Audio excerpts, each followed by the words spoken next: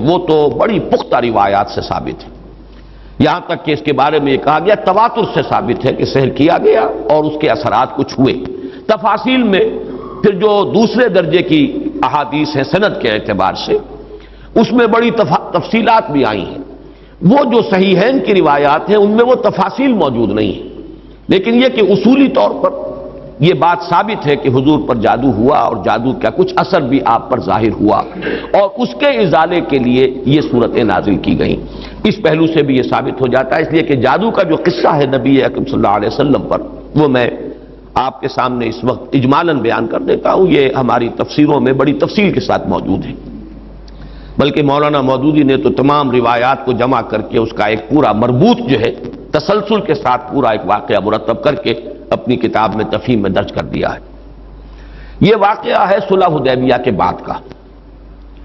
صلح حدیبیہ کے بعد جیسا کہ آپ کو معلوم ہے کہ نبی اکرم صلی اللہ علیہ وسلم چونکہ مشرکین عرب کی طرف سے فارغ ہو گئے اور یکسو ہو کر اب آپ نے یہود خیبر میں جو آباد تھے اور جو لوگ یہاں سے گئے تھے مدینے سے وہ بھی وہیں جا کر آباد ہو گئے تھے، اور وہ اسلام کی مخالفت کا ایک بہت بڑا مرکز بن گیا۔ تو صلح حدیبیہ کے بعد آپ نے ادھر کا رخ کیا، یہ تو تاریخاً ثابت ہے، اور اس کے بعد خیبر فتح ہوا۔ لیکن معلوم ہوتا ہے کہ یہود کو، خیبر کے یہود کو پہلے سے اندازہ ہو گیا تھا کہ اب یہ رخ ہماری طرف ہوگا، اب یکسو ہو گئے محمد صلی اللہ علیہ وسلم، تو اپنی پوری طاقت کے ساتھ وہ ہمارے اوپر حملہ آور ہو سکتے ہیں۔ تو انہوں نے گویا کہ پیش بندی کے طور پر یہ کوشش کی کہ ان کا ایک وفد آیا مدینے میں، اور یہ لبید ابن عاصم ایک شخص تھا بنی زریق کا، جو انصار ہی کا ایک قبیلہ ہے بنی زریق، ان میں ایک شخص لبید ابن عاصم منافق تھا، یا یہ کہ کم سے کم یہودیوں کا حلیف تھا۔ انہوں نے آ کر یہود کے وفد نے ان سے کہا کہ ہم نے تو اپنا سا زور لگا لیا محمد کی مخالفت اور ان کا راستہ روکنے کے لیے صلی اللہ علیہ وسلم، ہم ناکام ہو چکے، اب تم کوئی آخری کوشش کرو، تم بہت بڑے جادوگر ہو، بہت ہی ماہر ساحر ہو، تو تم کوئی کوشش کرو اور سحر کرو محمد پر صلی اللہ علیہ وسلم۔ اور 3 اشرفیاں پیش کی، اشرفی اس زمانے میں ایک بڑی شے کہ یہ ہدیہ بھی حاضر ہے، اب تم کوئی زور لگاؤ۔ اس نے پھر خدمات حاصل کی ایک یہودی لڑکے کی جو حضور کے ہاں اس وقت بطور خادم کام کرتا تھا۔ اس نے کہیں سے حضور کی کنگھی کے 2-3 دندانے جو ہیں وہ توڑے، اور اس میں آپ کے منہ مبارک بھی تھے، جیسے کنگھی کے اندر آپ کو معلوم ہے بال جو ہیں وہ کہیں اڑ جایا کرتے ہیں آخر میں، تو وہ لے کر اس کے پاس گیا، اس پر اس نے جادو کیا۔ اس کا میں بعد میں عرض کروں گا کہ یہ جادو کا یہ معاملہ جو ہے اس حوالے سے کہ یہ کیا ضرورت ہے کہ بال ہوں اور اس کے حوالے سے جادو کیا جائے، اس کی بھی آج کے اعتبار سے بعض حضرات شاید سمجھتے ہوں کہ یہ بالکل بے تکی باتیں ہیں، لیکن اب جہاں تک سائنس پہنچ چکی ہے ان تمام باتوں کی توجیہ اب بالکل سمجھ میں آنے والی ہے، اس لیے کہ یہ کسی شخص کا اس کے جسم کا ایک حصہ، بال بھی انسان کے جسم میں سے اگ رہے ہیں، اس میں بھی جو سیلز ہیں ان میں جینز ہیں، اور ہر شخص کے کچھ جینز ہیں جس کے حوالے سے اس کی شخصیت کا تشخص ہے، اس کی انفرادیت ہے، ان جینز کے حوالے سے ان کے واسطے سے اس شخص کے ساتھ ربط قائم کرنا، جو بھی قوتیں ہیں یا وہ جنات کے ذریعے سے، ارواح خبیثہ جنہیں ہم کہیں گے ان کے ذریعے سے، یا کوئی اور شکلیں ہو سکتی ہیں، ریڈیشن مختلف قسم کے، آج تو سائنس جو ہے جہاں تک پہنچ چکی ہے وہ ریڈیشنز کی کتنی قسمیں ہیں اور کہاں کہاں سے وہ ریڈیشنز پہنچتی ہیں اور کیسے کیسے اثر انداز ہوتی ہیں،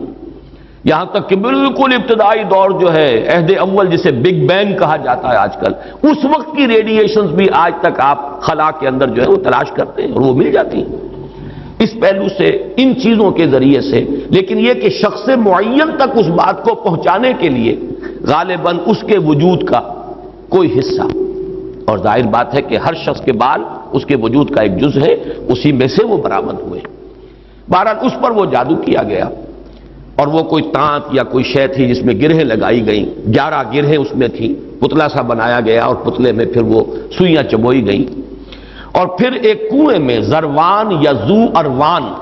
یا زی اروان اس کنویں کا نام تھا، وہاں جا کر کسی پتھر کے نیچے، اس کے تہ میں پتھر کے نیچے وہ دبا دیا گیا، اس کے اثرات حضور پر ظاہر۔ یہ ہے وہ کہ واقعہ، اور اس کے بعد اس میں تفصیل سے کہ کتنا عرصہ ہوا، کیا کیا اثرات ظاہر ہوئے۔ ایک بات جو ہے تیقن کے ساتھ ثابت ہے کہ حضور کی کچھ کیفیت ایسی ہو گئی تھی جیسے جسم کچھ جکڑا سا گیا ہو، بند سا گیا ہو، ایک نشاط کی کیفیت ہوتی ہے، طبیعت کھلی ہوئی، اور ایک جیسے کہ طبیعت کے اندر کچھ بندش سی ہے،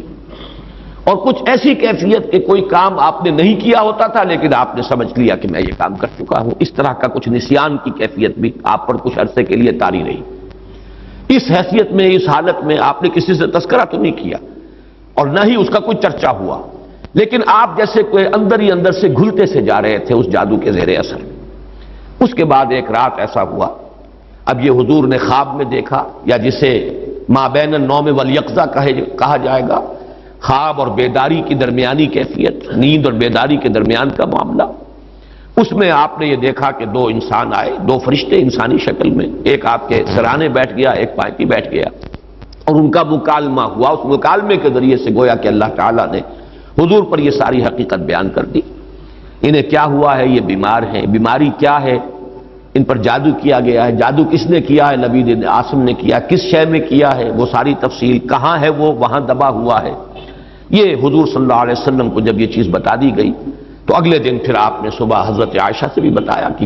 یہ واقعہ اس طرح مجھے ہوا، اور میری جو تکلیف تھی اس کا مجھے اللہ تعالیٰ کی طرف سے علاج بتا دیا گیا۔ پھر آپ حضرت علی رضی اللہ تعالیٰ عنہ کو اور غالباً حضرت طلحہ کو،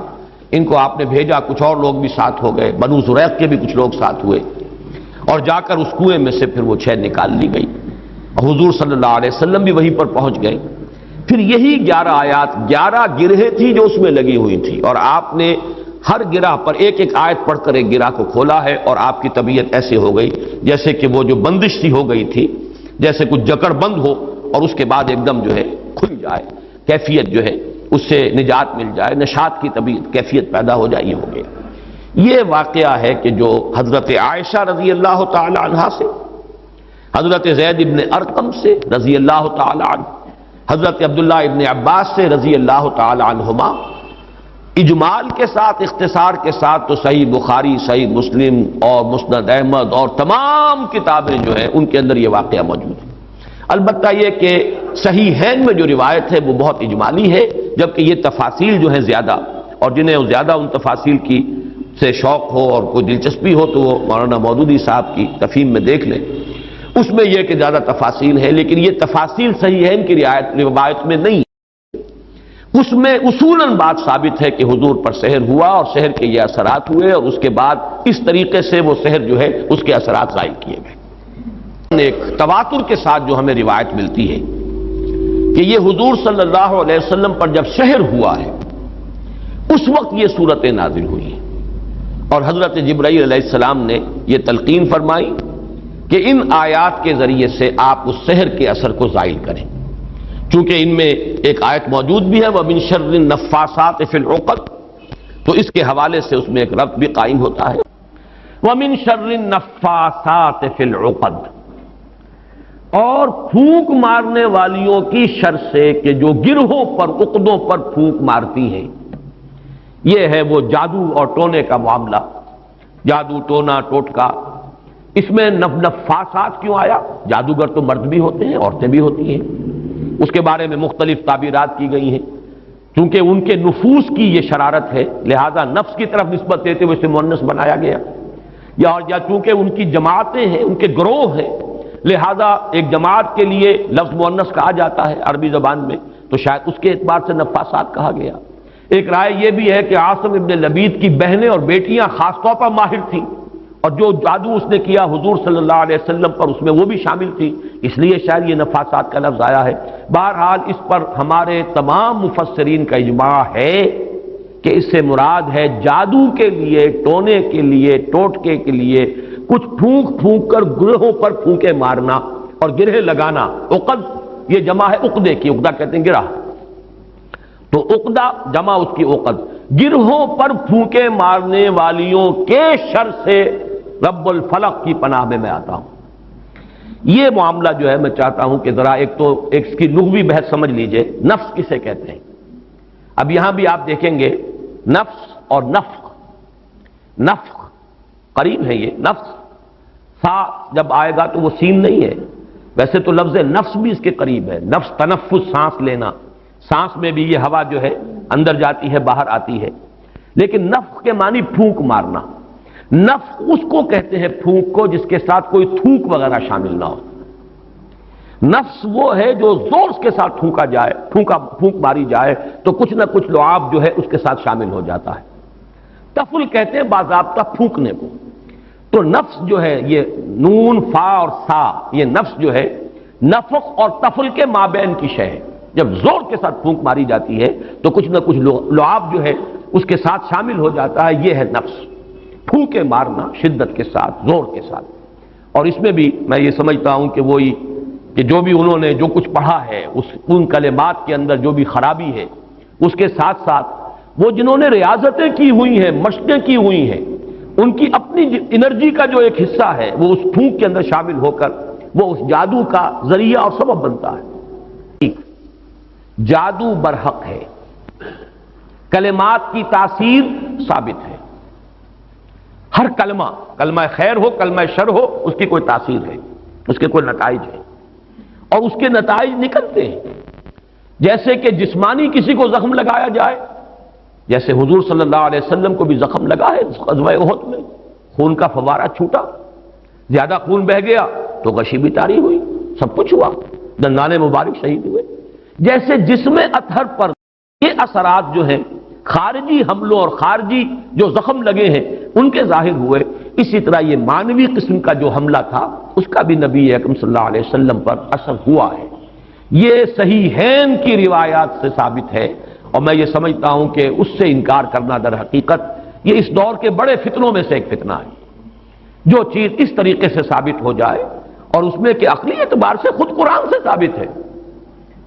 اس لیے کہ حضرت موسیٰ علیہ السلام پر بھی جادوگروں کے جادو کا اثر ہوا، قرآن میں ثابت ہے۔ جب مقابلہ ہوا ہے اور حضرت موسیٰ علیہ السلام کا معجزہ بھی یہی تھا نا کہ عصا ڈالتے تھے زمین میں، وہ اژدہا بن جاتا تھا، حیۃ تسعیٰ، سانپ ہے ہلنے والا چل رہا ہے، اور وہی کچھ انہوں نے کر کے دکھا دیا عارضی طور پر۔ جادوگر آئے، انہوں نے اپنی چھڑیاں اور اپنی رسیاں پھینکی اور وہ بھی نظر آئیں، سب کو نظر آئیں کہ جیسے سانپ ہے چل رہے ہیں، جیسے سب کو نظر آئی حضرت موسیٰ کو بھی نظر آئی۔ جیسے نظر بندی آپ کہتے ہیں، نظر بندی سب کی ہوئی تو حضرت موسیٰ کی بھی ہو گئی۔ عصمت انبیاء سے یہ کوئی شے بعید نہیں ہے، معلوم ہوا کہ قرآن سے ثبوت مل رہا ہے۔ اور جیسے حضرت موسیٰ علیہ السلام کے بارے میں تو یہاں تک ہے فَأَوْجَسَ فِي نَفْسِهِ خِیفَةً موسیٰ، ایک خوف پیدا ہوا اندر، اور خوف جو ہے بالکل سمجھ میں آتا ہے، معقول بات ہے، منطقی بات ہے کہ فوراً یہ اثر ہوا ہوگا کہ یہ تو وہی کچھ انہوں نے کر کے دکھا دیا جو اللہ تعالیٰ نے مجھے عطا فرمایا تھا معجزہ۔ دیکھنے والوں کو تو وہی کچھ نظر آ گیا، فرق کیا ہوا؟ ڈگری کا فرق رہ جائے گا شاید۔ لیکن یہ کہ جب اللہ تعالیٰ نے فرمایا ہے موسیٰ لا تخف انک انت الاعلی، گھبراؤ نہیں، تم ہی جیتو گے، تم ہی سربلند رہو گے، گھبراؤ نہیں، خوف محسوس نہ کرو، ذرا جو تمہارے ہاتھ میں اسے ڈالو تو صحیح، الق ما فی یدک الق عصاک، پھینکو۔ اور اب اس اژدہا نے جو حضرت موسیٰ کے عصا سے بنا ہڑپ کر لیا ان تمام سانپوں کو جو نظر آ رہے تھے، تو معلوم ہوا کہ یہ جادو تھا، اور یہ جادو نہیں کوئی اور شے ہے۔ اور یہ بھی میں نے بارہا عرض کیا ہے کہ یہ بات، یہ حقیقت بھی منکشف انہی پر ہوئی جو جادوگر تھے۔ دوسرے والوں کو تو دیکھنے کو یہی پتا چلا ہوگا یہ بڑا جادوگر، یہ چھوٹے جادوگر، اور کیا، بڑا جادوگر غالب آ گیا، چھوٹے جادوگر جو ہے نا ہار گئے۔ بڑے جادوگر کا نے جو جادو پیدا کیا اس نے ہڑپ کر لیا چھوٹے جادوگروں کے جادو کو، تو زیادہ سے زیادہ ان کے ذہن میں تو یہی بات آئے گی۔ لیکن جادوگر جانتے تھے یہ شے کچھ اور ہے، یہ جادو نہیں ہے، اس لیے کہ ہر ماہر فن اپنے فن کی لیمیٹیشنز کو جانتا ہے۔ یہ تو اسٹیفن ہاکنگ سے پوچھئے کہ فزکس کی اس وقت کیا لمٹ ہے جس سے آگے فزکس نہیں جا سکتی، یہ کسی بھی بڑے سے بڑے ماہر سے پوچھئے کہ کیا ہماری لیمیٹیشنز ہے۔ بہت بڑا معالج آج آپ کو بتائے گا کہ فلاں بیماری کے ضمن میں یہ ہماری لیمیٹیشن، اس سے آگے ہم نہیں جا سکتے۔ فرض کیجئے ایک دم کوئی اس سے 1000 گنا آگے کی کوئی بات آ جائے تو اسے معجزہ کہا جائے گا، یہ معجزہ ہے، یہ کوئی اور شے ہے۔ یہ انسانی علم اور سائنس کی ترقی کا معاملہ نہیں ہے۔ انسانی علم اور انسانی سائنسی ترقی جو ہے وہ تو قدم بہ قدم آگے بڑھتی ہے، اسٹیپ بائی اسٹیپ، اس طریقے سے چھلانگیں تو نہیں لگایا کرتے۔ بہرحال جب حضرت موسیٰ پر بھی وہی تاثر ہوا جو باقی لوگوں پر تھا تو قرآن سے ثابت ہے، تو حضور صلی اللہ علیہ وسلم پر بھی یہ ہوا ہے۔ باقی مختلف لوگوں نے مختلف طریقے سے اس کی نفی کی ہے، مذاق اڑایا ہے، اس پر یہ کہہ دیا کہ اس سے تو پھر نبی کی عصمت جو ہے وہ ختم ہو گئی۔ لوگ جو کہتے تھے کہ یہ جادوگر ہیں، گویا کہ ان روایات اور ان احادیث کو ہم قبول کر لیں تو جادو کا اثر ہو جانا ثابت ہو گیا، حالانکہ اس میں بھی بڑا فرق ہے۔ وہ کہتے تھے جادوگر کس معنی میں کہ یہ خود جادو کر رہا ہے، یہاں یہ کہ جادو کا اثر آپ پر ہوا ہے، اور وہ بھی اثر اس درجے میں نہیں ہوا کہ جس سے آپ کی عصمت مجروح ہو جائے اور غیر معتبر ہو جائے، اس لیے کہ اس کا کسی اور کو تو پتہ ہی نہیں چلا، گھر والوں کو بھی اندازہ نہیں ہوا، صرف حضور نے اس کیفیت کو محسوس کیا ہے، اور وہ بھی صرف دنیاوی معاملات میں۔ کسی نماز کے بارے میں یہ نہیں آیا کہ حضور نے نہ پڑھی ہو اور آپ کو یہ گمان ہو گیا ہو کہ میں پڑھ چکا ہوں، نہیں۔ البتہ یہ کہ تعلق زن و شوق، میں اپنی فلاں اہلیہ کے ہاں ہو آیا ہوں لیکن آپ نہیں گئے، اس طرح کا کچھ معاملہ، انسانی معاملات، خالص بشری تقاضوں کے ضمن میں، بشری معمولات کے ضمن میں تو یہ اثر ہوا ہے کہ آپ نے کوئی کام نہیں کیا لیکن خیال یہ کیا کہ کر لیا ہے۔ باقی یہ کہ جو کار نبوت ہے یہ ہے محفوظیت۔ اللہ تعالیٰ نے اس جادو کے اثر سے بھی جو آپ کا فرض منصبی ہے، آپ کے نبوت و رسالت کے جو پہلو ہیں ان کو محفوظ رکھا ہے، اس زمانے میں بھی، اس دور میں بھی جبکہ آپ پر یہ جادو کا اثر تھا۔ بہرحال جادو برحق ہے، البتہ جادو کرنا کفر ہے۔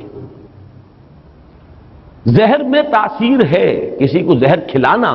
یہ بہرحال جرم ہے، یہ قتل عمد ہے، زہر سے مارنا اس کی تو سزا ہو جائے گی۔ اس اعتبار سے نوٹ کر لیجئے وَمِن شَرِّ النَّفَّاثَاتِ فِي الْعُقَدِ، اور یہ بھی گویا کہ ایک شکل ہوئی من شر ما خلق کی۔ حضور صلی اللہ علیہ وسلم کچھ تلقین فرماتے تھے، اور خود آپ کا بھی ایک معمول تھا، اور یہ روایت بھی ثابت ہے بخاری سے اور مسلم سے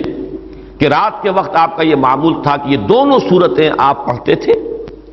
اپنے ہاتھوں پر پھونکتے تھے، اور پھر اپنا ہاتھ، اپنا دست مبارک اپنے پورے جسم پر جہاں جہاں تک بھی ہاتھ پہنچ سکتے تھے آپ پھیر لیتے تھے۔ یہ رات کو سوتے ہوئے آپ کا معمول تھا، یہاں تک کہ مرض وفات میں جب آپ پر نقاہت بہت زیادہ طاری ہو گئی تو ایسا بھی ہوتا رہا ہے کہ حضور صلی اللہ علیہ وسلم کے ہاتھ حضرت عائشہ نے اٹھائے، حضور نے اس پر پڑھا، پھونکا، اور پھر حضرت عائشہ نے حضور کے ہاتھ جو ہیں آپ کے جسم کے اوپر پھیر دیے۔ بلکہ ایسا بھی ہوا کہ خود حضرت عائشہ رضی اللہ تعالیٰ عنہ نے اپنے ہاتھوں سے یہی عمل جو ہے جاری رکھا ہے۔ تو یہ بھی اصل میں نبی اکرم صلی اللہ علیہ وسلم کا جو ایک خاص تعلق ان دو صورتوں کے ساتھ ہے، اس لیے کہ روایات سے یہ معلوم ہوتا ہے کہ ان کے نزول سے پہلے قرآن مجید میں بھی مختلف جگہوں پر جو ہے وہ استعاذے کا حکم موجود ہے، تو حضور سے بھی بہت سی دعائیں منقول ہیں جن میں آپ استعاذہ کرتے تھے، پناہ طلب کرتے تھے مختلف چیزوں سے۔ اعوذ باللہ اللہم انی اعوذ بک من العجز والکسل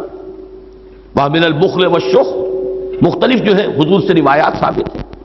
ونعوذ باللہ من شرور انفسنا ومن سیئات اعمالنا، اب یہ تمام چیزیں جو حضور سے ثابت ہیں، لیکن جب یہ صورتیں نازل ہو گئی تو اس کے بعد حضور صلی اللہ علیہ وسلم نے گویا کہ تعوذ جو ہے اپنا اس کو خاص کر لیا ان دو صورتوں کے ساتھ۔ گویا کہ جامع ترین کلمات جب اللہ تعالیٰ کی طرف سے عطا ہو گئے محمد الرسول اللہ صلی اللہ علیہ وسلم کو، پھر تو اور جو آپ نے خود اپنے خیال سے، اپنے فکر سے، اپنی سوچ کے مطابق جو کچھ اور تعوذات تجویز کیے تھے، گویا کہ ان پر ترجیح دیتے ہوئے اب معمول بنا لیا تعوذ کا انہی دو صورتوں